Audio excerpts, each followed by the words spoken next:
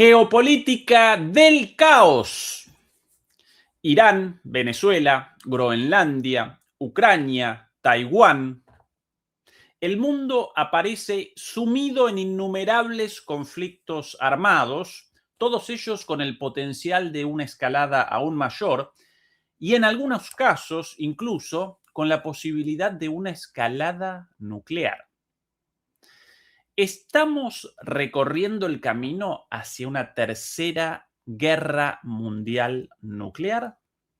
Muy buenas noches, muy buenas tardes y muy buenos días. Desde Berlín, Alemania, comenzamos la transmisión número 321 de Demoliendo Mitos, Charlas. Muchas gracias por acompañarnos y recuerden por favor ayudarnos con el pulgar arriba contra la censura. Nos acompañan hoy dos analistas de lujo, de super lujo, de recontra lujo, conocidos por todos ustedes, dos ex DMP, aunque quizás no tan ex, porque recuerden que DMP podría eventualmente recomenzar si ustedes nos acompañan en nuestro canal de Patreon. ¿Quiénes? Concretamente el señor Santiago Martínez y el señor Eduardo Bior. Santiago y Eduardo, hola, ¿qué tal todo por ahí? Muy bien, por aquí, pues frío y lluvia. Llueve, vamos, nadando una semana y bueno, temperaturas 10 grados, que aquí ya le llegan. Bueno, aquí Al sin revés. nadar con una sequía terrible en Buenos Aires y 31 grados. Acaba de caer un chubasco, pero de esos que sirven para mojar la punta del dedo y pasar de largo. Nos estamos derritiendo. Qué buena ocasión esta para una conversación sobre geopolítica a tres bandas: Alemania, Berlín, Santiago, vos en Galicia, si no recuerdo mal, y Eduardo en Buenos Aires, efectivamente. ¿Qué tal si comenzamos con la cuestión más candente en este momento, por sobre todas las cosas, el día de ayer, cuando todos los indicios de alguna manera parecían encaminados hacia un ataque militar estadounidense en Irán, tropas,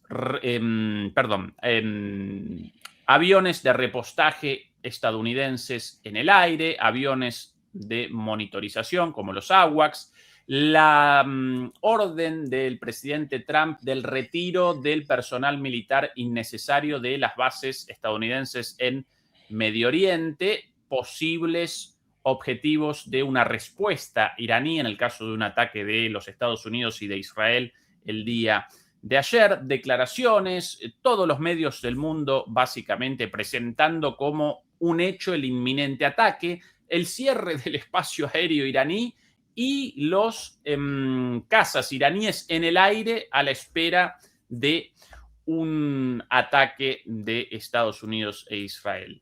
Finalmente, el ataque no fue perpetrado. Aún estas escenas es de precisamente esta mañana en la ciudad de Teherán, la vuelta de la calma, en el espacio aéreo nuevamente aparece abierto. Trump realizó declaraciones ayer aparentemente de tono desescalatorio, si no recuerdo mal, algo así como: los iraníes están abandonando las matanzas de las personas capturadas en las protestas. Sin embargo, recordemos que estas idas y vueltas, estas declaraciones a veces escalatorias, a veces desescalatorias, por lo general acompañan los ataques de Estados Unidos y de Israel, generando confusión antes de finalmente la concreción del ataque. ¿Qué análisis podemos y debemos realizar de esta situación en Irán? ¿Cuán inminente un ataque? ¿Por qué? ¿Cómo podría responder Irán? ¿Cuáles las posibilidades de escalada? Por donde ustedes quieran, quien quiera comenzar, el micrófono cedido. Eduardo, tal vez. Bueno, si me pasan la pelota, adelante. Yo creo, Ezequiel, Santiago, buenas tardes, buenas noches para ustedes en esta primera reunión virtual del año. Un año que se viene muy movido y con un riesgo de guerra inminente, inminente. Yo creo que lo que hay que, aquí hay que ponerlo en el marco general, primero que nada, que es la enorme debilidad del Estados Unidos como potencia hegemónica, su transición de imperio global a imperialismo territorial, imperialismo nacional bajo Trump, que tampoco está cuajando mucho por la propia resistencia de la oligarquía financiera internacional. Entonces eso genera tensiones, podemos conversarlo en el caso de Groenlandia, muy curiosas dentro de la OTAN, y genera una urgencia desmedida en ambas partes, en ambas facciones del imperialismo, para evitar, primero para llegar a consolidar algún tipo de resultados cuando se lance definitivamente la campaña electoral para las elecciones legislativas en Estados Unidos para noviembre próximo. Y segundo, para evitar la consolidación la consolidación este año de todos los mecanismos, tanto financieros como comerciales, que se han implementado tanto a nivel de BRICS como a nivel de los innumerables vínculos dentro de la región euroasiática. Entonces, la urgencia es mala consejera en política.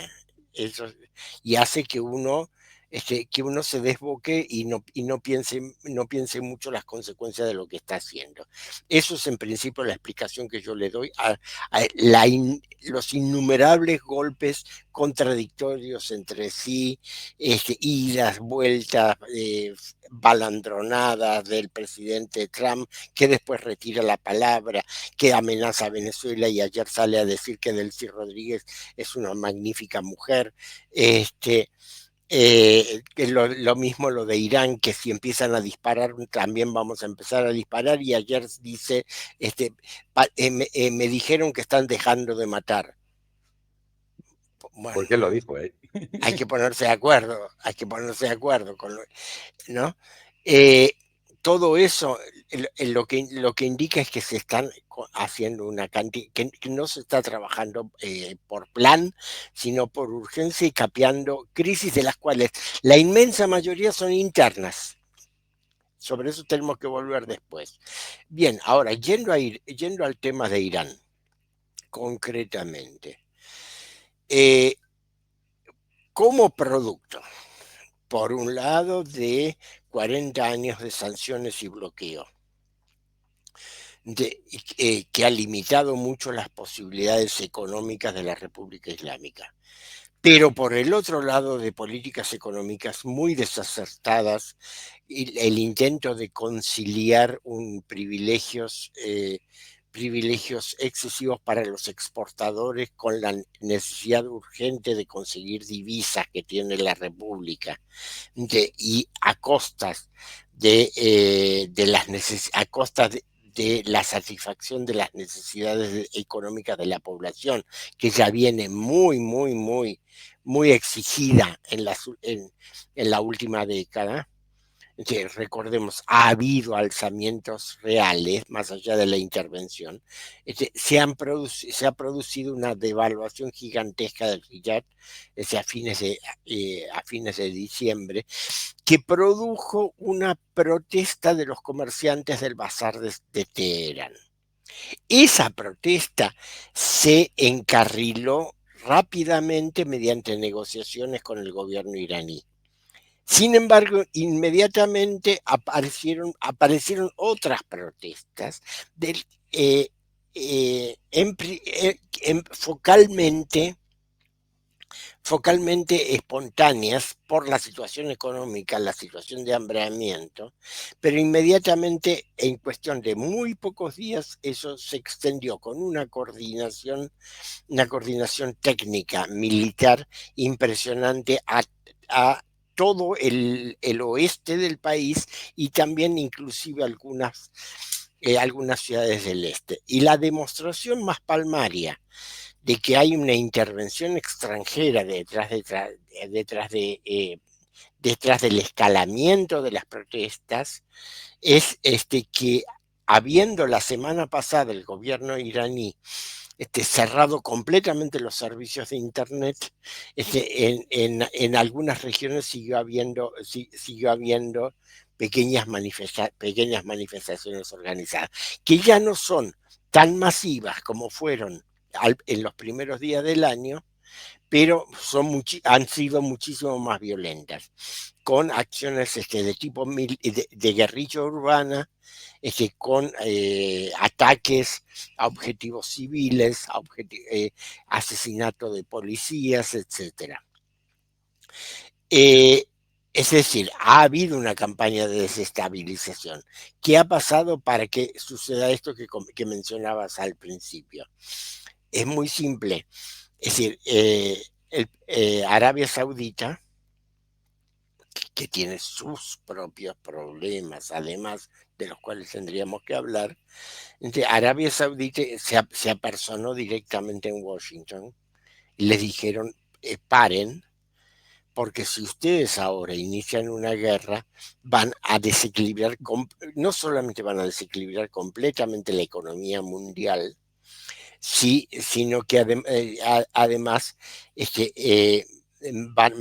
me van a desequilibrar completamente el reino, que tiene problemas no solamente en relación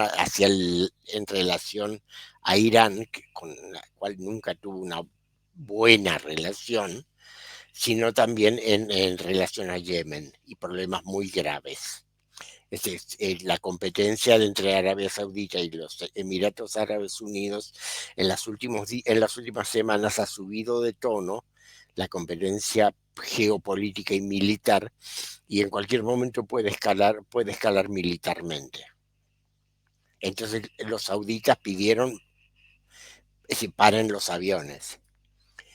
Por ahora Trump los ha parado. Veremos qué dice Netanyahu, que todavía en esta no se lo ve interviniendo en la maniobra diplomática. Bien, más interesante tu análisis, completamente de acuerdo con tu contextualización, por cierto, Eduardo. Santiago, tu visión sobre Irán, lo inminente de un ataque, las posibles consecuencias, tu análisis en general. Bueno, yo quisiera hacer como Eduardo y comenzar por un análisis más global, no solo de Irán. Pero en vez de enfocarme en el punto de vista de Estados Unidos y como hegemón que quiere seguir siéndolo, pues me gustaría ver la visión rusa. Y lo digo porque yo veo muchos comentarios de gente en foros que dice, es que dejó que cayera Venezuela, que va a dejar que caiga Irán, dejó que cayera Siria. Yo analizo y pienso que Rusia no es la Unión Soviética. Rusia no tiene el potencial militar que tenía la Unión Soviética, ni, sobre todo, la flota tan tremenda que tenía la Unión Soviética. El caso es que vemos que atacan a sus propios petroleros y no tienen una flota para hacer, pues ir en grupo, protegidos por barcos militares. No tiene esa capacidad. Entonces, Rusia, por ejemplo, en Venezuela, ¿qué podía hacer? Algunos, claro, los más extremistas, mandarle misiles nucleares, pues claro, sí, también. Pero claro, si actúa de esa manera, mandándole armas de alta tecnología, ya no nucleares, pero misiles modernos y tal, pues sería un enfrentamiento ya directo entre Rusia y Estados Unidos, contando de que hay una negociación en Ucrania que Rusia no quiere romper, no le interesa. Aunque no le interese aceptar la paz, no le interesa romper la negociación. Entonces, es que la gente debería de analizar de que mucha gente ve a Rusia como si fuera Superman. No, va a Rusia y lleva un Oresnik y se lo manda a Venezuela y lanza otro Oresnik y destruye Israel. la política, la geopolítica no es así. Rusia está combatiendo ella sola contra 35 países que están bombeando armas y mercenarios a Ucrania desde hace 4 años. La gente lo debe ver sencillo, pero no es fácil, porque tiene que competir un solo país con la producción de 35 países que tiene la OTAN. Vamos, es un logro impresionante. Y aún es capaz de vender armas a sus socios, ¿no? Entonces, mucho más creo que no se le puede exigir. No sé lo que opináis vosotros, pero yo es que veo eso, ¿no? Flotando y... Dime, Eduardo. Estoy completamente de acuerdo contigo. Yo lo que agregaría respecto a Irán, porque sí, en caso de un ataque norteamericano-israelí contra Irán, Rusia y China, esta vez sí se pondrían muy serios, es porque justamente lo que yo mencionaba, en Irán se ha completado el nodo de las comunicaciones y del abastecimiento energético de Eurasia. Es decir, por un lado, Irán es la fuente de provisión de gas y petróleo por vía terrestre para China, lo cual es una enorme seguridad frente a los envíos desde el Golfo Pérsico, es decir, los envíos por mar. Y por el otro lado, Irán es el camino para China, para la proyección del proyecto de la franja y la ruta hacia el Mediterráneo en algún momento, cuando se defina la situación en la costa del Mediterráneo. Y por el otro lado es el nodo principal para la comunicación del corredor norte-sur, que es el que permite el transporte del petróleo ruso a India a través de Irán. Entonces, en Irán se encuentran las dos líneas de comunicación principal de la consolidación de la independencia de Eurasia respecto al poder marítimo anglosajón. Es decir, en Irán está la posibilidad para Eurasia de tener un proyecto de desarrollo que no dependa de los mares, que ha sido siempre la debilidad de Eurasia frente a Europa. Y eso, por esa razón, es previsible que tanto China como Rusia esta vez no lo vean con tanta calma. Al mismo tiempo, justamente esto que estoy señalando y que tienen una cantidad de correlatos, tanto bancarios como financieros, como comerciales, nuevos mecanismos y demás, es lo que urge la acción de la acción de las potencias anglosionistas para tratar de romper el esquema iraní.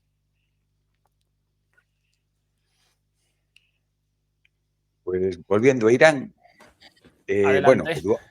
Eduardo lo explicó todo perfectamente, ¿no? Simplemente, si pillamos el guión, ¿no? del acto, nos recuerda a Venezuela 2018-2019 con Trump. Manifestaciones, las garimbas, porque son, no sé cómo les llaman en Irán, pero son lo mismo, garimbas en plan árabe. ¿Cómo? Guarimbas. Guarimbas, perdón. Pues eso, las guarimbas, pues con acento árabe, ¿no? Bueno, más bien persa, ¿no? Indudablemente los servicios secretos del Mossad y de Estados Unidos, seguramente los británicos, como buenos perros falderos, también estarán en la cuota, pues utilizaron todo tipo de medios para, con sus agentes que ya tienen enfrentados en Irán, llevar esas manifestaciones que son genuinas, porque en todos los países nos manifestamos y queremos aumentos de sueldo, mejoras. Son unas manifestaciones que fueron llevadas primero por un bloqueo bestial. Es lo que hace siempre Estados Unidos, te bloquea económicamente, te mata de hambre, como pasa con Venezuela, con Cuba, con Irán. Y cuando te mata de hambre, pues claro, normalmente la gente, el pueblo, cuando pasa necesidades, no ve a Donald Trump, ve a quien manda en su país, a él le exigen, ¿no? Hay gente que es más comprensiva con la situación, gente que no lo es, o que no tiene conocimientos para serlo también, ¿no? Entonces te destroza el país. Ahí empiezan las manifestaciones. Después las manifestaciones pues son infiltradas, indudablemente, y de ahí pues a un golpe de Estado tipo naranja, ¿no? Tipo revuelta naranja, ¿no?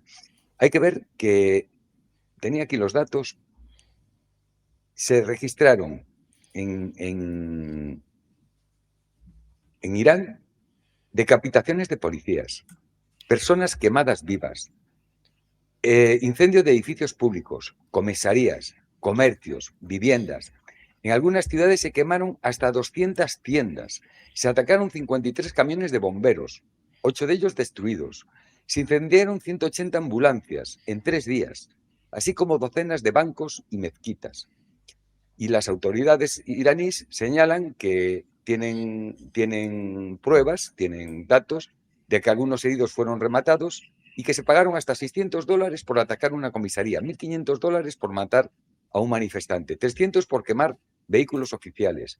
Se incautaron 1.300 armas y bueno, fue cerrar Internet, sobre todo Starlink, que es más, decomisaron, no sé cuándo, no recuerdo la cantidad, pero se miraba el vídeo y había cientos de unidades de antenas Starlink. Y bueno, pues capturaron documentos, transcripciones, etcétera, etcétera, etcétera, de todo esto. Es indudable. Por eso Irán, ya después de estas manifestaciones, ya no se fía, como pasó con la guerra de los 12 días, que atacaron y no había ningún avión iraní en el aire, los generales reunidos todos en un mismo sitio. No, cerró su espacio aéreo, fueron unas horas, pero ya lo cerró. Los aviones estuvieron en el aire, no sé si los arriesgarán, porque, a ver, los F-22 y los F-34 te pueden hacer mucho daño. Pero están preparados.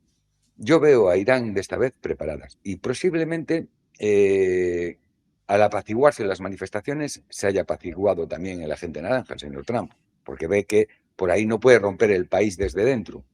Desde fuera es más difícil, sobre todo después de la respuesta iraní en la guerra de los 12 días. Netanyahu se mantiene en un discreto segundo plano, vamos a decir, ¿no? ¿Por qué?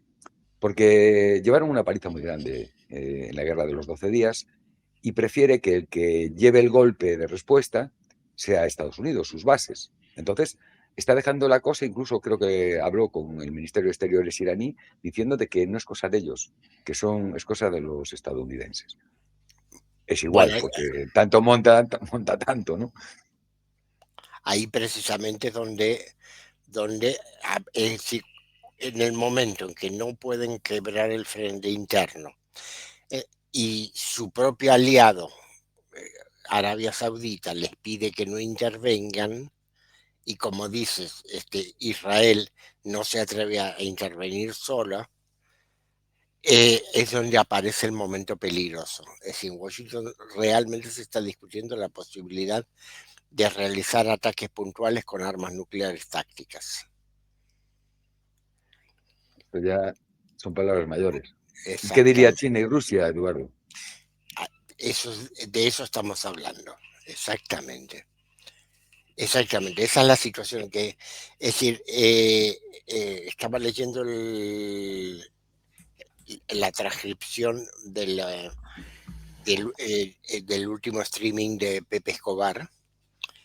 Pepe Escobar lo que cita es que en Washington, y él habitualmente tiene muy buena información interna, porque además le tocó trabajar profesionalmente en Washington hace años, se está discutiendo abiertamente la posibilidad de un momento Sansón. Es decir, si tengo que caer, caigo yo con todo el templo. Sobre eso, la próxima pregunta para ambos, mientras presento a la vez una noticia de último momento del New York Times.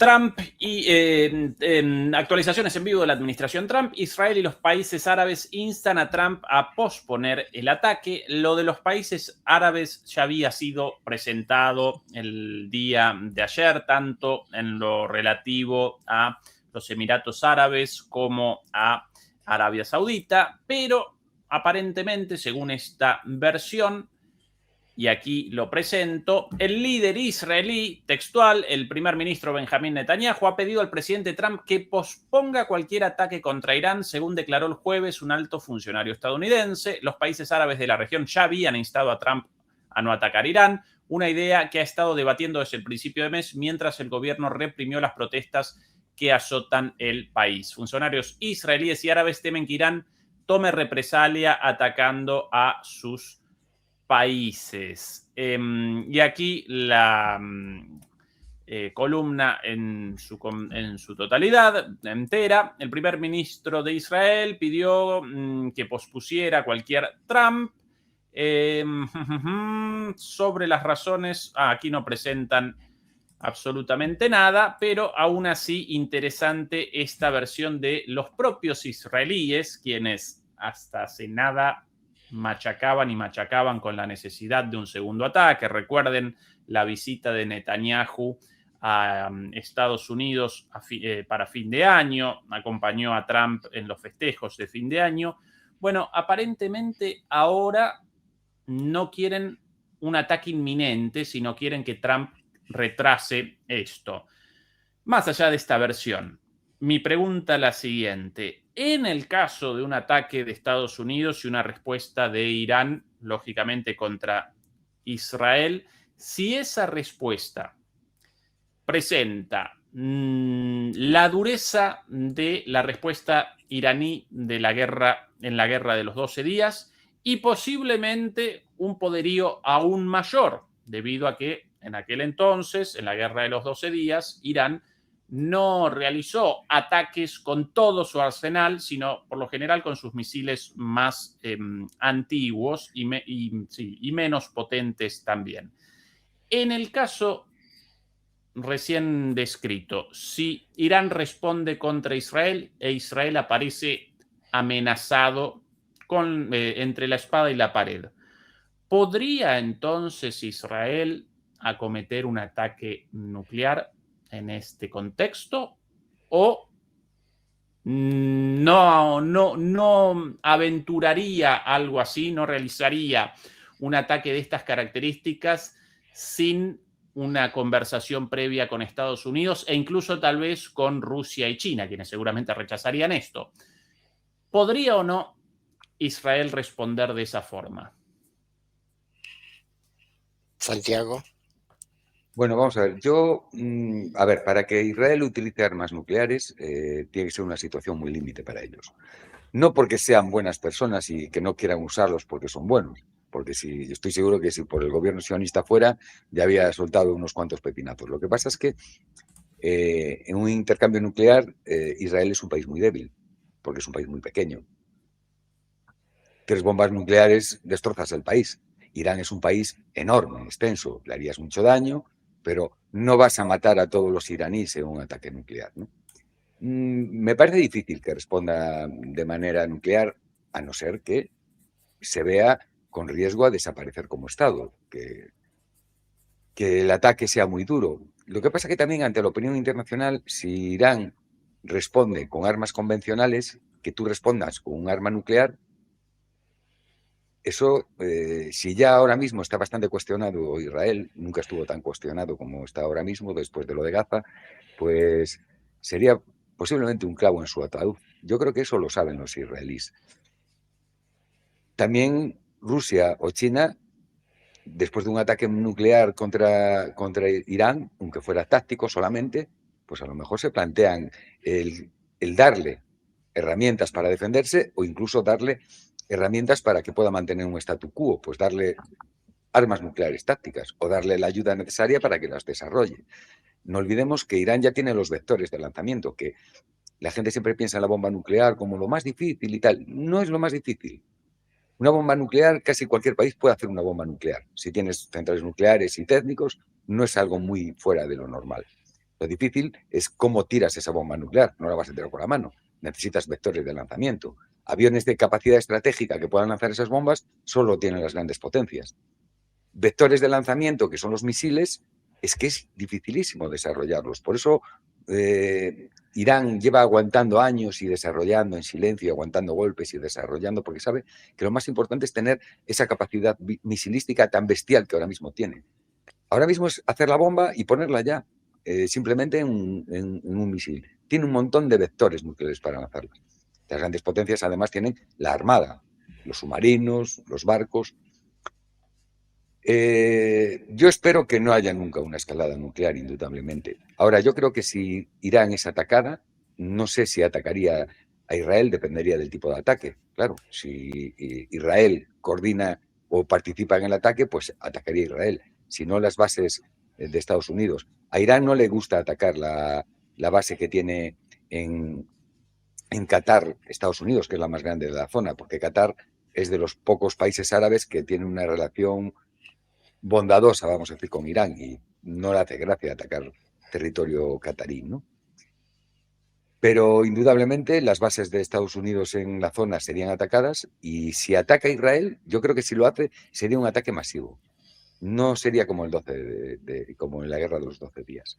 Sería ya un ataque a todo, porque tendría que, de alguna manera, acabar esa amenaza. Irán no puede estar con esa amenaza de hoy te ataco, mañana te ataco, porque así no se puede desarrollar un país. Entonces, si hay ataque, creo que va a ser una guerra prácticamente total. Yo creo que detrás de este repliegue israelí hay sí consideraciones militares, obviamente, como dice Santiago, y creo que son importantes. Es más, nos olvidamos de mencionar cuando hablábamos de las llamadas protestas dentro de Irán, que quien detectó las terminales de Starlink fueron aviones radar provistos por Rusia.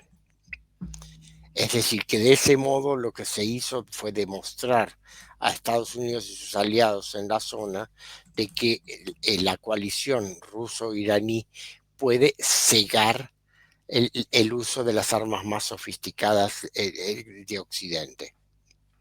Eso es un elemento. Pero yo creo que fundamentalmente hay que buscar la causa internamente, tanto dentro de Israel. Es decir, la situación que está viviendo Netanyahu es muy peligrosa. Es decir, él por un lado ha tenido la suerte, muy entre comillas, de que en un accidente automovilístico haya sido atropellado uno de los jueces que lo juzgaba y que el conductor haya huido sin que nadie lo encontrara. Son cosas que suceden. Es que a veces la Creo policía... que tenía la compañía de seguros que tenía era la del Mossad, creo. Yo creo que hay veces que la policía del señor Ben-Gvir no es tan perfecta como parece. Eso por un lado, pero por el otro lado, es decir, la situación dentro de la coalición y la situación judicial está muy candente. Pero yo creo que fundamentalmente tenemos que buscar la causa de este repliegue de ayer, tenemos que buscarla en Washington. Y tiene un nombre, que es Reserva Federal. Ahí está la pelea mayor. Y esa es la pelea que está enfrentando a Donald Trump con la oligarquía financiera internacional, particularmente con la City de Londres. No olvidemos que su secretario del Tesoro, Scott Bessent, tiene domicilio principal en Londres y que es amigo personal de la pareja real británica. Y que además de ser un hombre que trabaja para Alex Soros. Si están de acuerdo, pasamos de tema porque esto es lo que nos lleva en forma directa al tema Groenlandia. Ahora, Eduardo, ¿y tu perspectiva sobre la posibilidad de una opción Samsung en Israel algo completamente impensable o que Israel lo haga, que Israel lo haga. Que en el caso de un ataque de Estados Unidos e Israel contra Irán, e Irán responda con mayor dureza aún que en la guerra de los 12 días. ¿Podría Israel, acorralado en esta situación, acometer un ataque con sus armas nucleares contra Irán? ¿O no? Para eso, Ezequiel, la historia nos enseña que el Estado sionista es demasiado británico como para hacer esas cosas. Aprendió que, como decimos nosotros, hierba mala nunca muere. Es decir, que hay que provocar la destrucción de los otros y nunca ser destruido uno. Lo que harían en ese caso es provocar una guerra mundial, pero escabullirían la mano. Israel no se suicida. Mandaría a una otros guerra a morir por mundial ella. no por una opción Samson, sino de otra manera. En tu opinión, generarían la guerra de otra manera. Meterían a toda Europa y a Estados Unidos en una guerra mundial, pero no se suicidarían. Yo estoy de acuerdo con Eduardo, porque además es que están son demasiado británicos. Saben jugar demasiado a la división, a divide y reinarás, como para arriesgar el propio pellejo en una situación terminal. Es decir, Israel es el país que es muy macho con los débiles. Claro. Con los otros se puede negociar, siempre hay forma de hablar. Fíjate la relación que tiene con Rusia. Es decir, no es amiga de Rusia, pero con Rusia está en un estado de diálogo permanente, tanto por la situación regional como por el millón de judíos que hay en Rusia, como por la minoría de origen ruso en Israel, como por los lugares santos de Jerusalén que están apadrinados por la Iglesia Ortodoxa rusa. Desde el siglo XIX es así. Es decir, el apadrinazgo general de todas las confesiones cristianas en Tierra Santa está a cargo de la Iglesia de la Iglesia Ortodoxa rusa. Es decir, hay un montón de lazos que unen Israel con Rusia y a pesar de los intereses divergentes en toda la región, Israel los respeta. Bien. Bueno, vos de acuerdo, Santiago, ¿verdad? Sí, es que además lo que decía antes, es que Israel es un país tan pequeño que incluso lo puedes destruir sin armas nucleares, pero él en un enfrentamiento directo con una potencia de ese tamaño como Irán o ya si son Rusia o China, los israelíes no son imbéciles. Son unos cabrones, eso es indudable, pero imbéciles no son. Entonces saben que con un país de ese potencial, es que es un país muy pequeño. Con que destruyas 2 ciudades de Israel, te has cargado el país. No tienen mucha defensa, tienen más poder sobre el débil, como dice Eduardo, claro, sobre los desarmados. Bien, incluso podría un país como Irán, realizando un ataque contra la central nuclear de Dimona en Israel, generar la destrucción de Israel, careciendo Irán aún de armas nucleares. De acuerdo. Yo recordaría, por otro lado, la transformación ideológica de las clases dirigentes en Israel, incluido naturalmente Netanyahu, pero con un sector cada vez más importante de extremistas mesiánicos supremacistas, los cuales posiblemente no deliberarían estratégicamente de forma tan lúcida como están presentando ustedes y como deliberaban los geoestrategas israelíes hasta hace no mucho tiempo. Ahora comienzan guerras aquí y allá, una tras otra a la vez, pero bueno, ok. Me permito corregirte, Israel es un país donde sin la aquiescencia del ejército no se puede hacer nada. Bien. Y eso desde hace muchos años. No es que el ejército dirija el país, El ejército deja dirigir, pero si el ejército pone un veto, en Israel no se hace nada. Y no cometería una locura de este tipo el ejército. No, Es el punto. Bien. no. Clarísimo. Son oficiales serios. Bien. Criminales, Perfecto. pero serios. Bien. ¿Qué tal si presentamos entonces el segundo escenario para esta charla? Venezuela. Aquí las palabras de Trump el día de ayer. Si me ayuda la plataforma. Por aquí. A great conversation today. And she's a terrific person. I mean, she's somebody that we've worked with very well. We had a long call. We discussed a lot of things, and I think we're getting along very well with Venezuela. Bien, aquí por su parte, puedo aquí, pausa. Esta la publicación de Delcy Rodríguez en Twitter o en X. Esta la publicación posteada en el video. Yo, por las dudas, voy a presentar directamente la publicación de X, por las dudas, en el caso de un cambio o un error en la copia de este mensaje. El original. Aquí sostuve una larga y cortés conversación telefónica con el presidente de los Estados Unidos, Donald Trump, desarrollada en un marco de respeto mutuo en la que abordamos una agenda de trabajo bilateral en beneficio de nuestros pueblos, así como asuntos pendientes entre nuestros gobiernos. Esta es la situación actual, pero querría de ustedes, por favor, no solamente un análisis de esta situación de reacercamiento y de negociación entre las partes, sino de alguna manera un análisis retrospectivo de lo sucedido hasta aquí en Venezuela desde el ataque del 3 de diciembre en adelante. Quien quiera comenzar, bienvenido. Santiago o Eduardo. ¿Podés, por favor, volver a poner el texto? Porque quiero comenzar por allí. Con gusto. El texto aquí, Eduardo.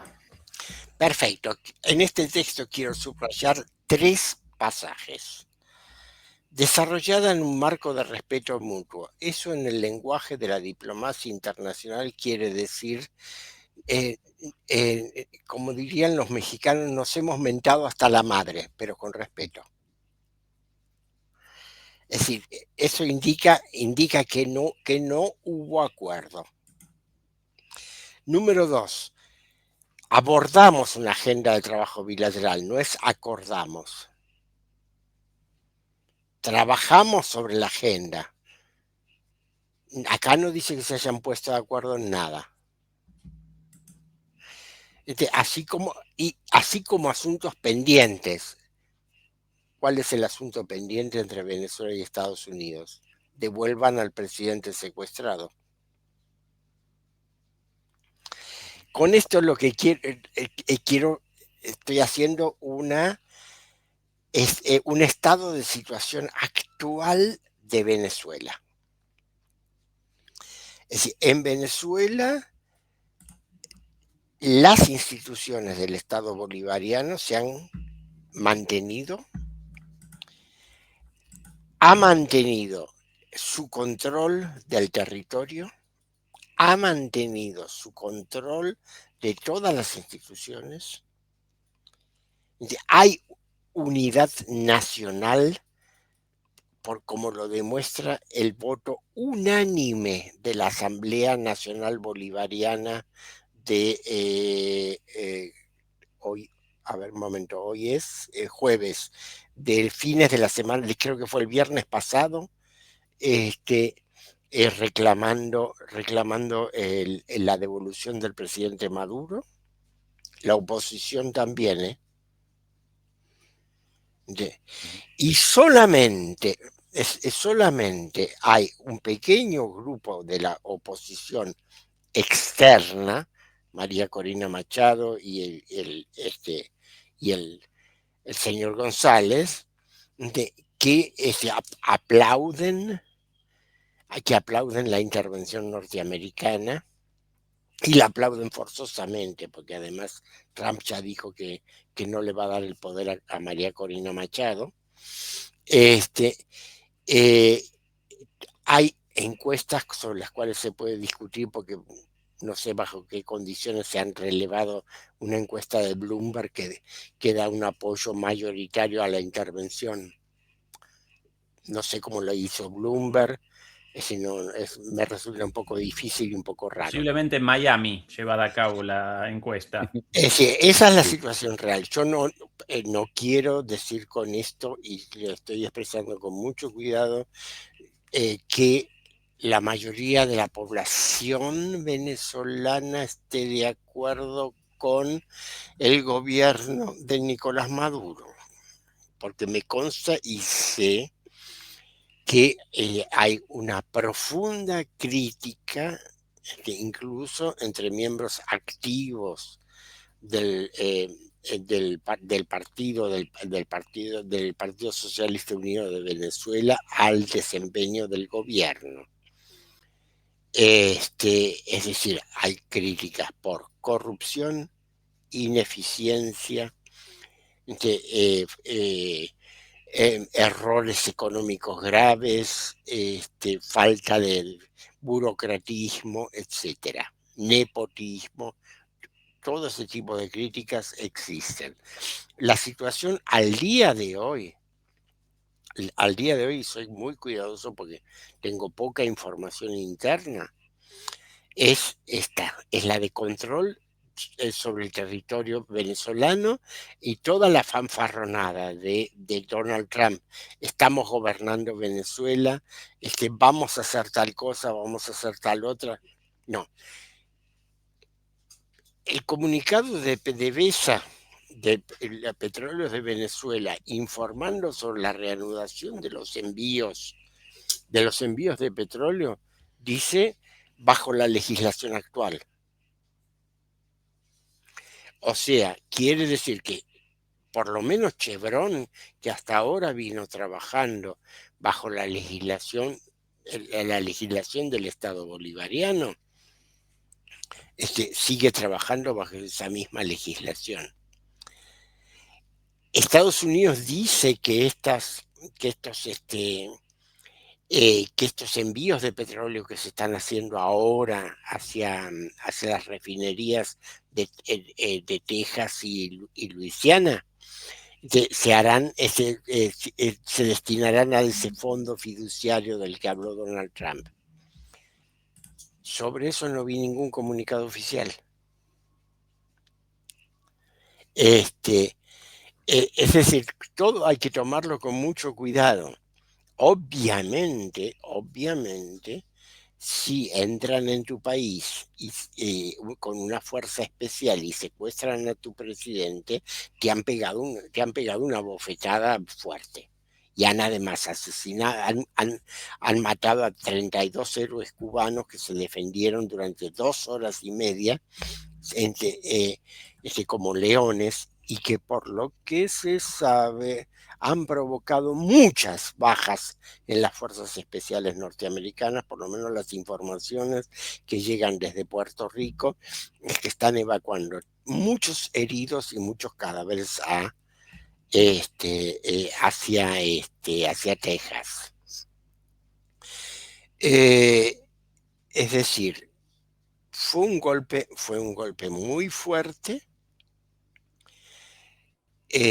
pero ni lograron la caída del gobierno bolivariano, ni lograron que se desordenara y caotizara el país, ni lograron un golpe militar.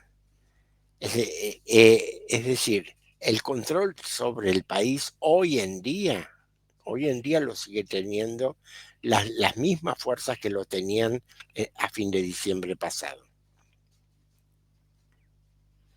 Y creo que Trump lo está tomando en cuenta, por eso es que ahora dice es una mujer magnífica. Sí, bueno, se puso los puntos sobre las IES. Bien, interesante tu análisis. Santiago, ¿cuál tu visión de lo sucedido? Pero también cuál tu visión de la situación actual, pero también cuál tu visión de lo sucedido en cuanto a qué quería el gobierno de Estados Unidos, el gobierno de Trump con esta acción? ¿En qué medida pudo materializar esos objetivos o no? Y finalmente, ¿dónde aparecemos ahora con estas negociaciones, entre comillas? A ver, yo creo que el objetivo de Estados Unidos pues era amedrentar a Venezuela, indudablemente. Aquí la gente habla mucho de traición, de que entregaron a Maduro o que se dejaron conquistar, que no se defendieron los venezolanos. A ver, hay que ponerse en situación. Venezuela está sola, completamente sola, con un país que es una superpotencia militar y que lo tiene en su frontera. Estados Unidos no necesita ni acercarse a Venezuela para atacar con sus aviones a Venezuela o con sus misiles. Está sola porque aunque Rusia, incluso Irán y China le presten su ayuda, la ayuda es muy relativa. Mientras han podido, les han mandado armas, supongo que algún instructor, pero no puede hacer mucho más. China o Rusia no van a mandar flotas a Venezuela. ¿A qué? ¿A enfrentarse directamente con Estados Unidos? Ese no es el juego. No pueden entrar en ese juego. Como decía antes, Rusia ya le sobra trabajo. Y China, pues siempre mantiene esa distancia técnica, ¿no? De sí, estoy a favor de, pero hasta aquí. No llego a más, ¿no? Por lo menos de momento, hasta ahora no lo hizo. Entonces es muy fácil juzgar al gobierno venezolano. Entregaron el país, le están entregando el petróleo. Hay que ver que ahora mismo Venezuela está rodeada. Cualquier barco que navegue por el Caribe y que tenga tratos con Venezuela o hubiera tenido tratos con Irán es capturado por los Estados Unidos. Hoy ha capturado otro barco más. Entonces, pues, si ya la economía venezolana estaba destrozada porque tenía que vender el petróleo a bajo precio y de forma muy limitada, si aún encima no puede sacar ni un solo barco del país, ¿qué ingresos tiene Venezuela? ¿Qué vas a dejar? ¿Que destruyan Caracas? ¿Que no puedas sacar el petróleo de tu país? Sería prácticamente una destrucción no instantánea, seguramente, porque seguramente no iban a poner las botas sobre el terreno los estadounidenses, quitando una operación como la que hicieron. Pero claro, te estás enfrentando a que un país tan poderoso como Estados Unidos te esté machacando continuamente, bloqueando, o sea, destruiría totalmente el país. El trabajo de Delcy es muy duro, porque tiene que conseguir mantener la independencia que todavía tienen, porque, como dice Eduardo, no hay ningún estadounidense gobernando en Venezuela, ni hay tropas de Estados Unidos en Venezuela. Por lo tanto, de momento, quien gobierna Venezuela son los venezolanos. Pero claro, están gobernando y Delcy habla con Trump porque es que necesitan hablar con él. Tienen que llegar a algún tipo de acuerdo, pero tienen que solventar esta situación. Te acompañan, Santiago, perdón, te acompañan las imágenes difundidas hace horas por el Comando Sur del abordaje de un petrolero el día de hoy. No recuerdo si es el sexto o el séptimo. Sí, por ahí, 6 o 7. Sí. Estas las imágenes difundidas hace horas nada más, ¿sí? Perdón por la interrupción, Santiago. Sí, es lo que decía antes. Están capturando petroleros que incluso con bandera rusa, porque creo que también había cambiado la bandera a la rusa, y parece que no le importa mucho. Rusia tampoco está mostrándose muy violento con Estados Unidos. Podría estar capturando barcos estadounidenses y no lo está haciendo. Están jugando en una fina cuerda. Yo creo que entra en la negociación es un global, ¿no? En realidad, cuando se negocia, no se negocia por Venezuela, no se negocia por Ucrania, por Irán. Ahora mismo, sobre todo para Rusia, es un compendio. Tiene que estar jugando a no perder el foco en la negociación de Ucrania, ayudar a sus aliados, no perder la imagen dentro de los países BRICS como un país protector, se puede decir, ¿no? El país que domina la economía en los BRICS es China y el que domina la protección militar viene siendo Rusia.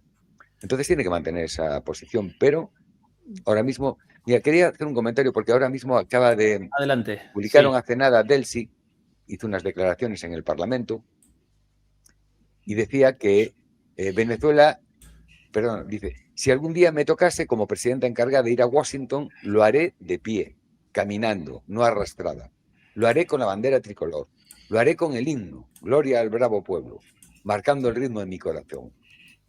También dice que Venezuela toda está amenazada y por eso llamo a la unidad, a la unión nacional, para que, con la soberanía por delante, demos la batalla diplomática. Con Bien. eso sí que tienen la ayuda de Rusia y de China, que es muy valiosa. Venezuela en la ONU, pues no tiene, ni en la ONU ni en los grandes foros internacionales, no tiene un peso importante. Pero si lo apoyan Rusia y China, cambia la cosa, porque pueden bloquear sanciones, pueden hacer muchas cosas.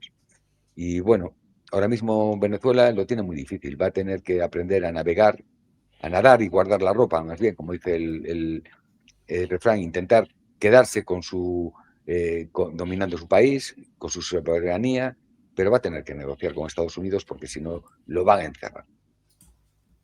Bien, eso sin dudas. Ahora, también Estados Unidos debe establecer una negociación con Venezuela. Ambas partes aparecen forzadas a la negociación y hasta el momento Venezuela parecía dispuesta a la negociación, mientras que Estados Unidos no. Por eso todavía proliferan las hipótesis sobre el objetivo de Trump en esta intervención. Y quería presentar por eso dos hipótesis, no necesariamente contradictorias entre sí, y querría sus opiniones al respecto. La primera, la hipótesis lanzada por Pepe Escobar sobre la razón principal del ataque a Venezuela. Para Escobar, acá presenciamos un ataque de Estados Unidos contra China, pero por sobre todas las cosas contra China en defensa del dólar, ¿sí? Debido a que Venezuela realiza la exportación de su petróleo desde el inicio de las sanciones mayoritariamente a China, 80% del petróleo venezolano vendido a China, y en yuanes o en monedas distintas del dólar. Según Pepe Escobar, Estados Unidos no puede convalidar esto, mucho menos en el continente americano, y según el propio Pepe Escobar, esta también una de las razones del eventual ataque a Irán. Así que cuestión dólar y China por un lado, para la opinión de ustedes, y por el otro lado, otra hipótesis escuchada por ahí, quizás más avesada, más arriesgada, pero interesante también. Y Eduardo recién, hace un ratito, recordaba a la escolta presidencial de Maduro, cubanos muertos defendiendo a Maduro, y por ahí apareció la versión de que en realidad Estados Unidos con esta operación quería, además de la captura de Maduro, la captura del aeropuerto militar de La Carlota en Caracas, para comenzar ahí sí el descenso mucho más masivo de tropas aerotransportadas, lo cual generaría sentido recordando la enorme cantidad de recursos militares concentrados en el Caribe para después una operación en la cual participaron unos pocos soldados, entre comillas. Y según esta hipótesis, la respuesta venezolana habría rechazado este intento de captura del aeropuerto militar de La Carlota y por eso después Trump reacomodó la narrativa de queremos un ataque, un desembarco en Venezuela o un ataque mucho más fuerte en Venezuela y la caída del régimen a no, solo queríamos la captura de Maduro, su enjuiciamiento y ahora comenzamos una negociación con las autoridades allí vigentes. Esa es la segunda hipótesis. Querría la opinión de ambos sobre esto antes de que comencemos con el tercer tema, el de Groenlandia. Eduardo. Respecto a la segunda hipótesis, me parece absolutamente plausible. Es decir, que la operación haya fracasado, porque hay ciertos elementos que no se aclararon en el plano táctico militar. Si el objetivo era solamente secuestrar a Maduro, ¿por qué ataques en Mérida, en los Andes? ¿Por qué ataques en distintas partes del país? Es decir, porque justamente en Mérida fue donde produjeron las bajas civiles. Evidentemente el ataque tenía otros objetivos además del secuestro del presidente. Es posible lo que vos dijiste, el ataque en Mérida, me lo imagino si uno conoce, me lo imagino como consentido si uno conoce la geografía de la red eléctrica venezolana. La red eléctrica venezolana, heredera de la vieja dominación norteamericana, no existe como red. Es un solo trayecto que viene del río Orinoco, de Ciudad Bolívar, de la represa sobre el Orinoco, y en un semicírculo avanza desde el Orinoco hacia la costa del Caribe, hacia la costa noreste en el Caribe, y luego recorre toda la costa del Caribe, donde están los principales centros urbanos, para seguir el eje de los Andes y llegar a Maracaibo en el oeste. Es decir, y por eso es que en la época de los sabotajes contra la red eléctrica venezolana era muy fácil cortarla en un solo punto y toda Venezuela se quedaba sin luz. Es decir, porque no existe como red. Es una sola ruta. Entonces, atacando Mérida, se deja a los grandes yacimientos petrolíferos del estado del Zulia, en el Golfo de Maracaibo, sin electricidad. Y a toda la ciudad de Maracaibo, que es la segunda ciudad del país. Ahí es donde vería la coherencia, la plausibilidad de la hipótesis que acabas de mencionar. Respecto al tema del dólar, sí, sin ninguna duda.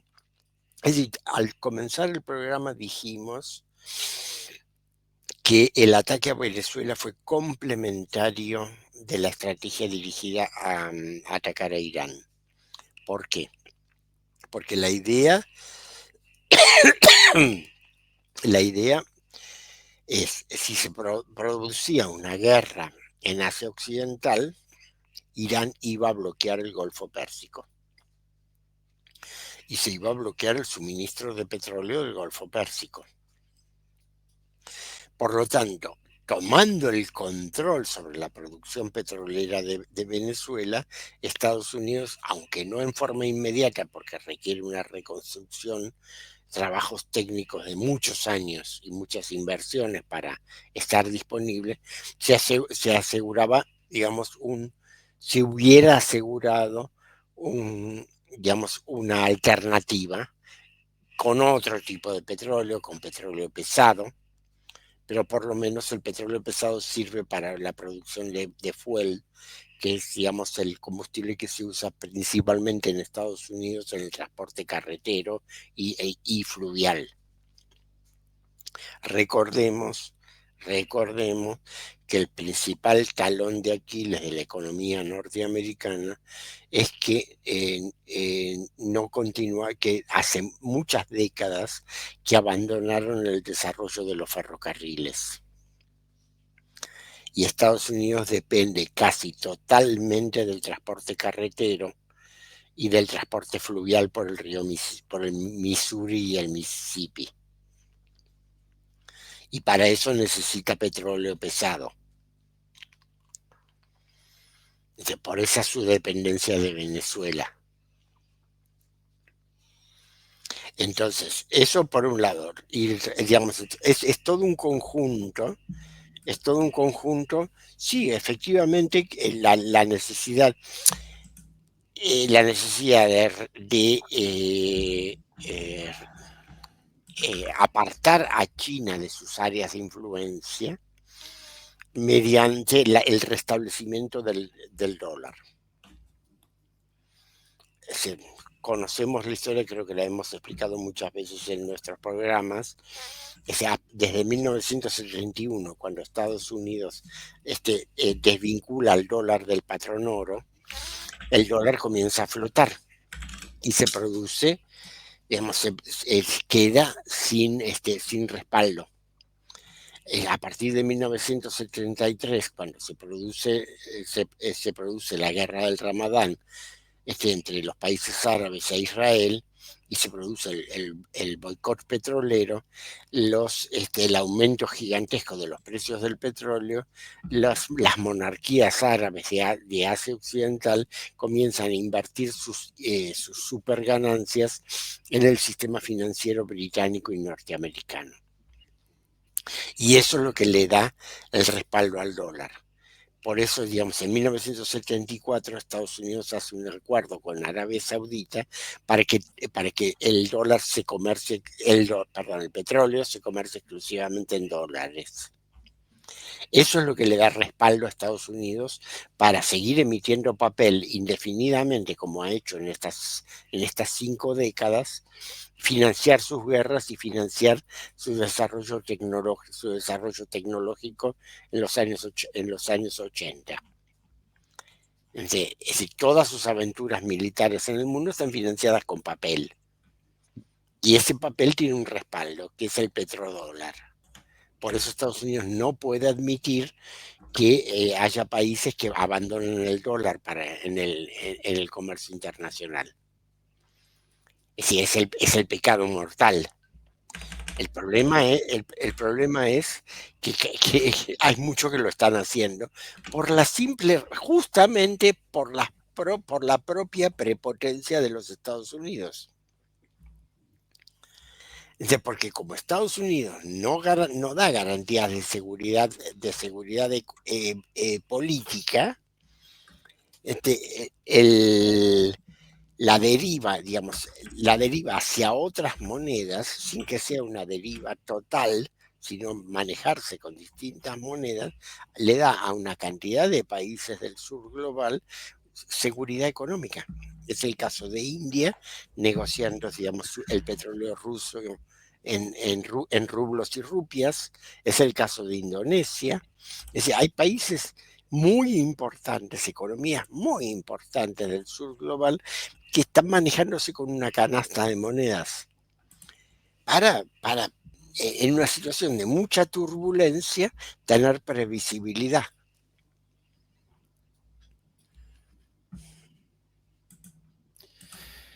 Bien, y muy interesante tu análisis, Eduardo Santiago, tu visión sobre estas cuestiones. Bueno, la última explicación de Eduardo sobre el dólar, un poco más tengo que añadir. En los últimos años, aunque no sea en grandes cantidades, pero continuamente aumenta la cantidad de países que utilizan otras monedas aparte del dólar. Y claro, eso es un problema para Estados Unidos. No puede exportar su inflación al resto del mundo. Es más, hoy publicaban que Estados Unidos está imprimiendo dinero de la nada. El ritmo establecido es el segundo más agresivo de la historia. La oferta monetaria M2 aumentó en aproximadamente 1,7 billones con B de Europa, no de Estados Unidos, de dólares el año pasado, alcanzando un récord de 27 billones de dólares. Es el crecimiento más rápido desde el inicio de la pandemia del COVID, que recordéis que cuando el COVID, Donald Trump se dedicó a regalar dinero, a imprimir y a dar ayudas. Entonces, indudablemente, una pregunta, Santiago, sí, de ignorancia. M2 no son los depósitos, los depósitos bancarios. Pues la verdad es que no lo sé. M1 es el efectivo. El circulante. M1 es el efectivo. Creo que M2 son los depósitos a la vista, es decir, que no es moneda contante y sonante, pero que hay que contabilizarla como tal. Claro. Es decir, que sería de lo que estaríamos hablando, es de una expansión de las tenencias bancarias. Sí, dice que, pone aquí, pero recuerden que en Estados Unidos la emisión monetaria la genera la Reserva Federal a partir de préstamos previos. Entonces, básicamente generan estos préstamos para la emisión monetaria entregados a la Reserva y para la emisión monetaria después, ¿sí? Por eso, más o menos vinculadas ambas cuestiones. Bueno, pues eso para proteger el dólar. Después también intenta echar a China y si puede a Rusia de Venezuela.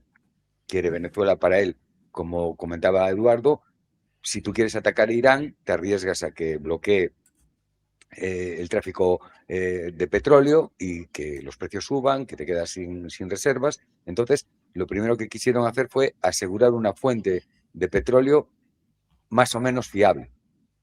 Me hago con el petróleo de Venezuela, si no lo tengo yo, no se lo dejo tener a nadie, por eso bloqueo con la flota a Venezuela para que no puedan salir barcos y me aseguro ese suministro.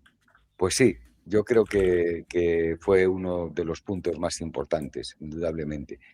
En cuanto al apartado militar, cuando se hacen operaciones de este tipo, suelen tener objetivos A, B, C, que se pueden ir cumpliendo según se desarrolle la acción, ¿no? Posiblemente lo de secuestrar a Maduro sería el plan A, indudablemente. Ahora, yo creo, como dice Eduardo, que pudieron intentar capturar el aeropuerto para tener más presencia de tropas, aunque también por otra parte lo veo raro, ¿no? Porque sí, capturan el aeropuerto y después, ¿cómo lo mantienes? Porque esas tropas hay que estar suministrándoles logística, etcétera, etcétera, etcétera. Es como una isla allí dentro de Caracas, no es fácil, ¿no? Si lo hicieran, lo de tomar el aeropuerto sería porque estarían seguros de que Venezuela no iba a responder. Yo creo que capturando a Maduro lo que esperaban es que se diluyera el gobierno chavista, el gobierno bolivariano. Si se diluye el gobierno bolivariano, con el paso de las horas, pues sí, podía tener efecto la toma del aeropuerto, porque las tropas, el ejército, pues podía ser decapitado, etcétera, etcétera, etcétera. Todo, según se vayan cumpliendo los pasos, se puede ir avanzando. Los ataques en la profundidad de Venezuela, como decía Eduardo, pues sí, una para atacar la infraestructura energética y hacer daño, pero también cuando se hace un ataque de este volumen, intentan atacar muchos puntos distintos. Ellos tienen capacidad, porque tienen muchas armas, para atacar a muchos puntos distintos de Venezuela, aunque ese punto en ese momento no sea interesante para Estados Unidos, pero sí obliga a las defensas aéreas, la aviación, etcétera, a dispersarse. Es más, crea dentro de todo el país un caos, ¿no? Porque las guerras también se ganan con la mente, ¿no? Y si todas las grandes ciudades de Venezuela o gran parte del territorio de Venezuela se siente atacado, agredido, o sea, invadido, pues es una arma psicológica más fuerte para intentar derrocar el gobierno. ¿Qué pasa? El gobierno aguantó. Diosdado Cabello, el ministro de Defensa, ahora no me acuerdo cómo se llama. Vladimir Padrino. Vladimir Padrino, Delcy Rodríguez, siguieron en sus puestos, siguieron dando órdenes al país, manteniéndolo, y quizás la operación se cortó antes precisamente por eso, porque vieron que no había posibilidades de llegar más allá, ¿no? Y bueno, el premio que tenían desde luego era suficiente como para para poder presentarlo como una victoria, no un fallo en el ataque, no, es una victoria, secuestramos, no, capturamos, ellos no secuestran, capturan a Maduro, algo ilegal, indudablemente. La última para los dos, sobre el tercer escenario más importante en cuestión. Aquí, Groenlandia, aquí imágenes de... Perdón, antes de esta quiero presentar esta otra imagen, la llegada de Lars Løkke,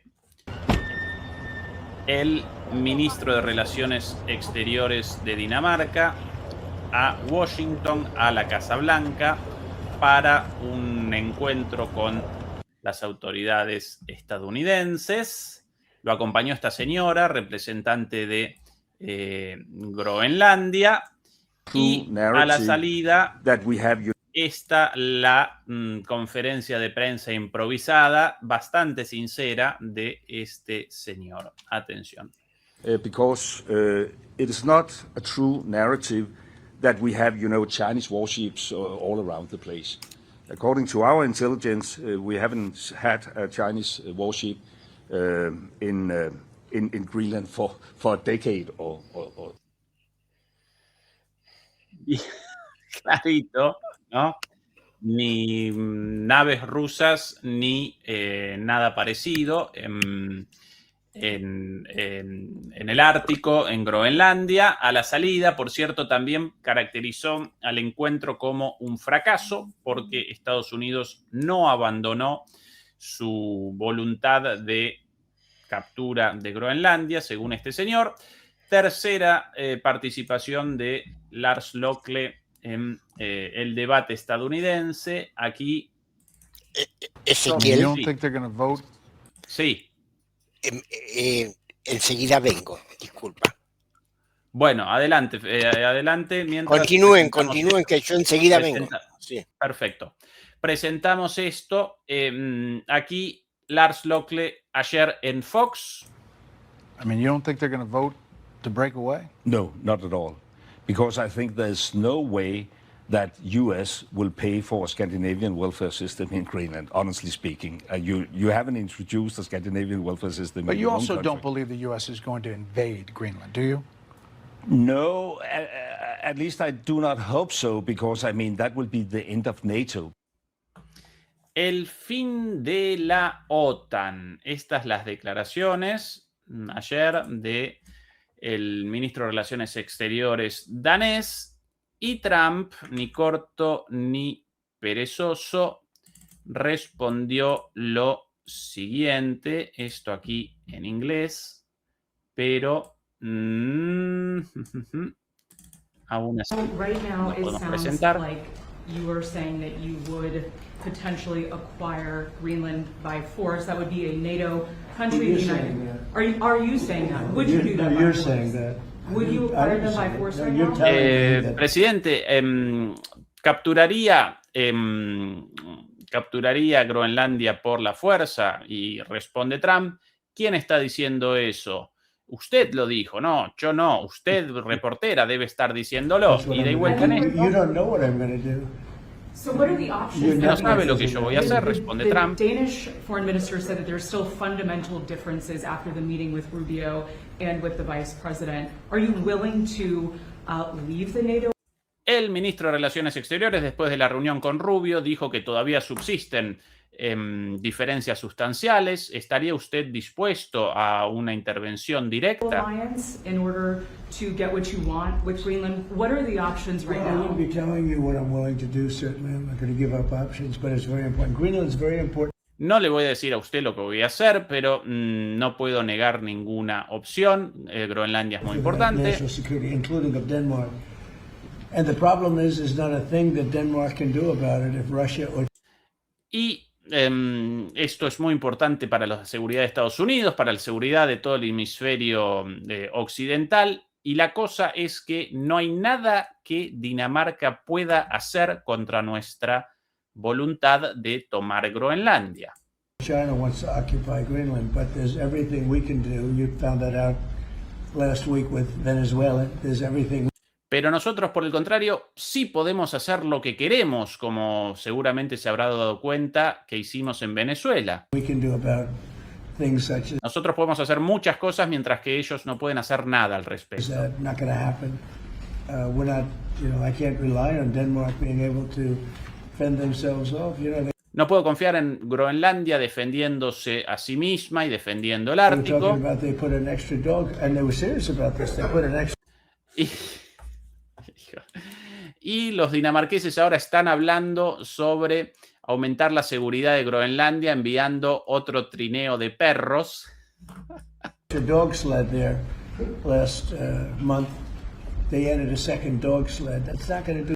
Están agregando un segundo trineo de perros para la defensa de Groenlandia. Denmark fought alongside the United States. Bueno, la gastada, troleada, cargada de Trump sobre Dinamarca. No pueden hacer nada y nosotros podemos hacer todo. Aunque agreguen un segundo trineo de perros, esto para completamente intrascendente. Y aquí, por cierto, las imágenes del día de hoy de la llegada de militares dinamarqueses a Groenlandia. Mis respetos a los editores de Deutsche Welle presentando esto, porque realmente presentaron las imágenes del descenso de 4 soldados con esta música de suspenso como el desembarco en Normandía, más o menos, 4 soldados literalmente, grandotes, sin duda, los dinamarqueses grandotes, pero el envío de tropas de Dinamarca, y además acompañaron a este envío de 4 soldados un contingente de soldados y de asesores militares de 5 países, ahí puestos ahí exactamente, Alemania, Francia, Noruega, Suecia, y después la información de Reino Unido también, invitados por Groenlandia. Ahora bien, esta aparente reacción vigorosa de Europa contabilizó 13 soldados alemanes, 13 soldados franceses, 2 finlandeses, 2 de Noruega y 1 de Reino Unido. Es el envío de tropas europeas para la defensa frente a una invasión posible de Estados Unidos. Bueno, visiones sobre la situación en general en Groenlandia. Santiago, ¿querés comenzar vos ahora? Adelante. Vamos a ver, aquí hay una canción que dice macarra de ceñido pantalón. Bueno, no lleva el pantalón ceñido, pero es un auténtico macarra, indudablemente. Como dices tú, trolea a los periodistas, trolea a todo el público en general de todo el planeta, porque hoy ataco, mañana perdono, mañana es un narcotraficante, al otro día es muy buena persona y él quiere mucho a los venezolanos, pues está enamorado de ellos y de los groenlandeses y de todos. Y la verdad es que se está riendo de Europa. Se está riendo de Europa porque, primero, consiguió que Europa, que ya nunca fue militarmente fuerte, porque sí, la OTAN es un sistema muy poderoso, pero hay que recordar que funcionan mucho mejor los ejércitos cuando son de un país con una misma lengua, un mismo sistema de entrenamiento, unas mismas tácticas, que unir un montón de países distintos, ¿no? Un poco una torre de Babel. Y es que aún encima consiguió que Europa se desarmara. Europa ahora mismo, aunque quisiera enfrentarse a Estados Unidos y mandar allí tropas y todo lo que fuera, Europa ahora mismo está desarmada. Todas sus reservas de armas las gastaron en Ucrania. No tenemos apenas defensas aéreas, no, prácticamente casi nada, ¿no? Además, no veo a Europa con el suficiente carácter para enfrentarse directamente a Estados Unidos si Estados Unidos quiere tomar Groenlandia. Si es verdad que la OTAN tendría que deshacerse, porque si uno de los miembros de la OTAN invade a otro de los miembros, pues deja de tener razón, indudablemente. ¿De quién te defiende Estados Unidos? Si te está invadiendo, ¿no? Es ridículo. Entonces, pues sí, se destruiría la OTAN. Parece que a Estados Unidos últimamente que la OTAN se destruya no les importa en exceso tampoco, ¿no? Hombre, si pueden mantenerla y no les cuesta mucho, pues está bien. Y es una manera de tener un dominio sobre Europa y seguir dominándola, ¿no? Pero pareciera que por la política que quiere desarrollar Trump, tampoco le importaría mucho que la OTAN o desapareciera o perdiera su sentido, porque no creo que cierren la puerta de un día para otro. Pero claro, carece de sentido. La verdad es una apuesta arriesgada para Estados Unidos a nivel internacional, pero bueno, después de todas las declaraciones y todo lo que lleva haciendo, como capturar presidentes, etcétera, etcétera, etcétera, pues parece que no le importa mucho. Yo creo que Trump quiere llegar a las elecciones del Congreso de Estados Unidos con una gran victoria, como los generales romanos cuando llegaban a Roma tras conquistar las Galias, o a los bárbaros germanos, presentaban su candidatura a ser emperador gracias a extender el imperio, ¿no? Posiblemente quiera llegar a eso Trump, a las votaciones. También hay que ver con qué autorización va a invadir Groenlandia. ¿El Congreso estadounidense va a aceptarlo? Porque estamos hablando de invadir un país. Es una declaración de guerra formal, indudablemente. No puede hacerlo el presidente de Estados Unidos, eso tiene que hacerlo el Congreso de Estados Unidos. ¿Cómo presenta como una operación limitada? ¿Qué va a hacer? ¿El cartel de las focas en Groenlandia? Porque es la única manera, ¿no? Que atacamos a las focas narcotraficantes groenlandesas. Porque si atacas directamente al país sin tener un motivo, simplemente por expansión territorial, eso tiene que aprobar el Congreso. No sé cómo lo ves tú, Eduardo.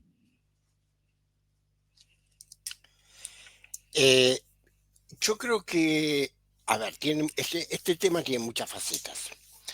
En primer lugar, hay que tener en cuenta cuál es hoy la importancia geoestratégica de la isla de Groenlandia, la isla más grande del mundo. Es ubicada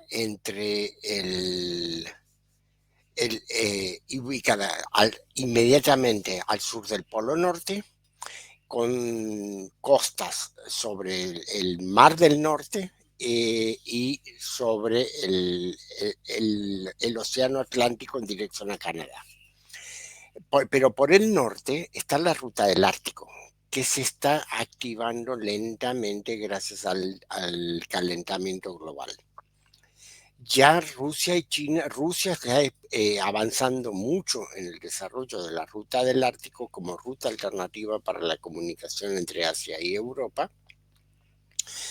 Y China quiere sumarse a eso. Ya algunas empresas chinas han empezado a hacer envíos durante el último verano boreal. Los rusos están muy avanzados hasta el punto, digamos, que tienen expediciones submarinas en el polo Norte. Hay toda una riqueza, además de minerales en toda esa región. Y Estados Unidos está muy, muy, muy retrasado en esa competencia porque no ha desarrollado su flota de rompehielos. Entonces, Groenlandia obviamente ahí tiene una ventaja enorme. Por un lado, por el lado oriental, controla el pasaje de los rusos hacia Europa, y por el otro lado, controla la ruta del Ártico americano, es decir, por el norte, por la costa norte de Alaska y la costa norte de Canadá. Ya sabemos que además Trump dijo que Canadá debía convertirse en el Estado 51 de la Unión.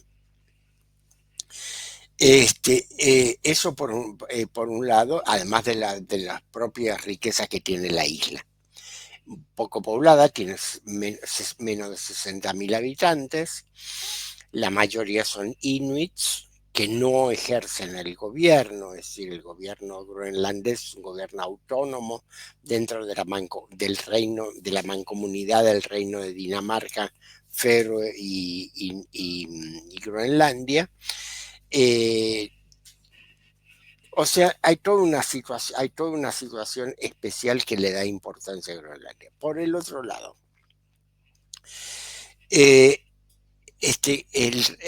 Dinamarca y los países escandinavos forman parte de la fuerza de despliegue rápido liderada por Gran Bretaña, fundada por Gran Bretaña en 2018 como una fuerza prácticamente de articulación propia dentro de la OTAN. Es decir, es prácticamente el brazo aliado propio de Gran Bretaña dentro de la OTAN, que le permite desplegarse en todo el norte de Europa. Son 10 países. Si Estados Unidos afecta a un país de esa comunidad, está afectando en forma directa al Reino Unido. Por eso me sorprendió recién cuando Ezequiel mencionó que había un miembro de las Fuerzas Armadas británicas. Porque ese fue de supervisor. Del topo. Ese fue de supervisor para ver qué es lo que hacen los demás. Dice, porque si van los franceses y los alemanes, él no los iba a dejar solos. Evidentemente. Pero este es un conflicto en forma directa entre la Casa Blanca y la City de Londres. Es decir, lo que Trump quiere mostrarle a la City de Londres y por lo tanto a la corona británica es que quien maneja la economía, los caminos de la economía mundial es él, que es la misma pelea que tiene internamente. Es una y la otra. Hace un rato yo ya he mencionado que su secretario del Tesoro, Scott Bessent, es amigo de la pareja real británica y tiene su domicilio principal en Londres. Y Scott Bessent es el hombre que está defendiendo hoy Jeremy Powell, el presidente de la Reserva Federal, a quien Trump quiere defenestrar. Esta pelea se resume, la pelea de Groenlandia es, como decimos en Buenos Aires, en el barrio, una mojada en la oreja para la corona británica, para decirle, les voy a mostrar que yo puedo en la casa de ustedes. Así como le obligó en junio pasado a Ursula von der Leyen a irlo a buscar a un campo de golf privado en Escocia, en territorio británico, para firmar la rendición económica de Europa. Propiedad de Trump, el campo de golf. Propiedad de Trump, sí, propiedad privada de él, sí. Quiere demostrar ahora, quiere obligar a que los daneses cedan a la amenaza y digan, bueno, sí, la verdad, te entiendo, vamos a negociar, esto no lo podemos resolver por la fuerza, y se sometan a su voluntad. Y de ese modo, por interpósita, lo que está haciendo es someter a la corona británica. Sí. Ahora, la devolución no va a venir con los 13 soldados europeos en Groenlandia, sino va a venir por dos caminos diferentes. Por un lado, va a venir con las señales que ya se están dando de aliados europeos que están hablando de que hay que negociar con Rusia. Friedrich Merz lo dijo ayer. Meloni ya lo dijo la semana pasada. Giorgia Meloni. O sea, están empezando a darse cuenta de la verdad de la vieja frase de Henry Kissinger. Ser enemigo de los Estados Unidos es malo, pero ser su amigo es terrible. Es decir, que es el abrazo del oso. Ser amigo de Estados Unidos te deja sin aire, uno no existe. Entonces están tratando de ver tímidamente si se animan a buscar un poco de camino, un poco de oxígeno, de espacio político propio. Por el otro lado, aquí va a venir una respuesta económica dentro del país, dentro de Estados Unidos. Los bancos van a responder de alguna manera. Le van a dar una señal de advertencia. Es decir, hay un trasfondo de esto inmediatamente, que no lo mencionamos cuando hablamos de Venezuela, que es que Trump está profundamente enojado, porque cuando él reunió a los dueños de las principales, a los presidentes de las principales empresas petroleras del país, y el único que le dijo que sí, que iba a invertir en Venezuela, es el que ya lo está haciendo, que es Chevron.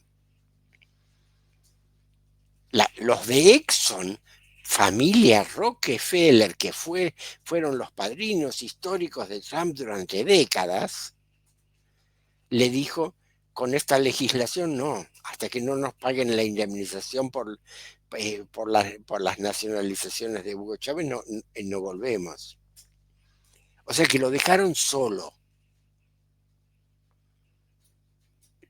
Y en esa maniobra de las empresas petroleras están los bancos, que no le quieren dar la baja de la tasa de interés, que es lo que él necesita imperiosamente para reactivar la economía antes de la campaña electoral. Bien, más que interesante.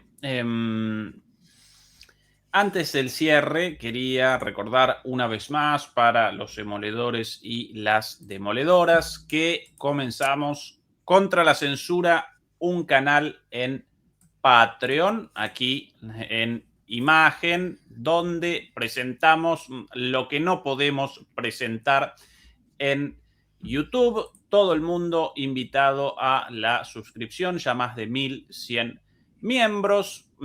estos los temas tratados hasta ahora. El último, el de ayer, esta reacción junto a Fernando, la responsabilidad histórica de Alemania en la guerra en Ucrania y en la situación actual de inseguridad euroasiática.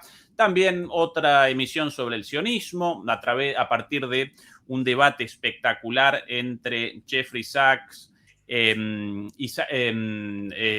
Rabin, Manuel, bueno, 4 expertos sobre sionismo presentando los orígenes del sionismo, sus transformaciones, la situación actual. A eso reaccionamos. Y la entrevista a Sergei Karaganov. Esas nuestras 3 emisiones hasta ahora y ya generamos más de 1.100 suscriptores, así que todo el mundo invitado ahí, donde presentamos lo que no podemos presentar acá. Esos temas no podríamos presentarlos acá porque inmediatamente nuestros videos, así que todo el mundo invitado. Y lógicamente, si esto genera un flujo de seguidores importante, podríamos reactivar ahí a los analistas de DMP, como Eduardo, como Santiago, así que a sus seguidores, ayúdennos a acompañarnos en ese proyecto también. Dicho esto, estimados Eduardo y Santiago, lo que quieran para el cierre, abierto el micrófono a disposición de ustedes, un poco de promoción de sus cosas, naturalmente también, lo que quieran. Bueno, Santiago. yo quería cerrar con una pregunta, ¿no? En realidad, Estados Unidos ya puede poner tropas en Groenlandia. Tiene un acuerdo con Dinamarca de que tiene que avisar de que las va a llevar, pero puede llevarlas. Si presiona un poco a Dinamarca, estoy seguro que dentro de la OTAN, para protegerse del peligro chino, del peligro ruso y todo eso, pues estoy seguro que terminarían aceptando poner algún tipo de base militar, incluso aceptando acuerdos económicos con Estados Unidos para la explotación de los recursos de Groenlandia, porque la quiere capturar sobre el terreno. Ese es el punto, ¿no? Si ya la tiene prácticamente, entonces estamos hablando de seguridad nacional o de expansión territorial. Ese es el punto. Y después, bueno, invitaros a mi canal de Santiago Eroca News en YouTube. Ya conocéis mis canales de Telegram y de X. Y bueno, desde ahí crecer. A ver si vamos creciendo un poquillo. La censura está muy dura. Eduardo.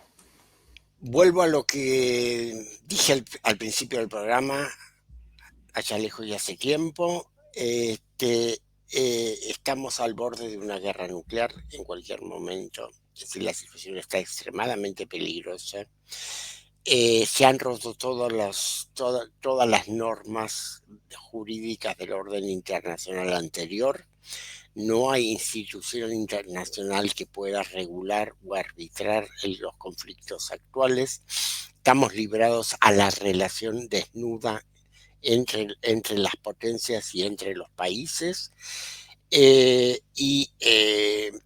Como el gobierno norteamericano no logra reencaminar su propio bote, ni logra imponerse lo que sigo insistiendo que para mí es lo más importante, no logra imponerse a la oligarquía financiera para que el capital financiero funcione para la reindustrialización de Estados Unidos. Entonces, como no logra poner en marcha la máquina, los aranceles le han dado mucho resultado en el sentido de reducir drásticamente el déficit comercial de los Estados Unidos. Le han dado unos ingresos gigantescos al Tesoro norteamericano, pero al mismo tiempo han generado inflación en una cantidad de rubros y han roto cadenas de suministro. La única compensación que tendría esa ruptura tan grande es que la maquinaria industrial volviera a funcionar. Pero esa maquinaria industrial necesita crédito barato. Está muy retrasada y necesita mucho crédito para volver a ponerse en marcha y en algunos años plantearse la posibilidad de volver a competir con China. Y ese es el talón de Aquiles de Trump. no tiene el control de las finanzas. Y las finanzas están manejadas desde Londres, más que desde Wall Street. Y esa es la fuerza que tiene la monarquía, la fuerza de veto que tiene la monarquía británica. Y ese es el gigantesco peligro, porque Gran Bretaña es la que no se considera nunca atada a ninguna regulación entre las potencias. Y ahí está el peligro. El peligro no está tanto en Trump. El peligro está en que Gran Bretaña, para obligar a Estados Unidos a seguir siendo su aliada, inicie una provocación mayor contra Rusia, creo que más contra Rusia que contra China, que obligue a los Estados Unidos a implicarse. Y ahí es donde corremos riesgo de catástrofe. Es decir, ¿qué estoy escenificando? Para quienes saben algo de historia, estoy escenificando, estoy poniendo en escena el comienzo de la Primera Guerra Mundial, cuando las alianzas forzosas hicieron de una pequeña crisis local una guerra mundial. Eso es lo que hoy no existen alianzas forzosas, pero existen situaciones que por concatenación obligan. Es decir, si Gran Bretaña empieza algo en Asia Occidental e Israel se ve implicada, necesariamente se van a ver implicados los Estados Unidos. Y por ahí, por esos lugares están los riesgos, que son muy graves en este momento.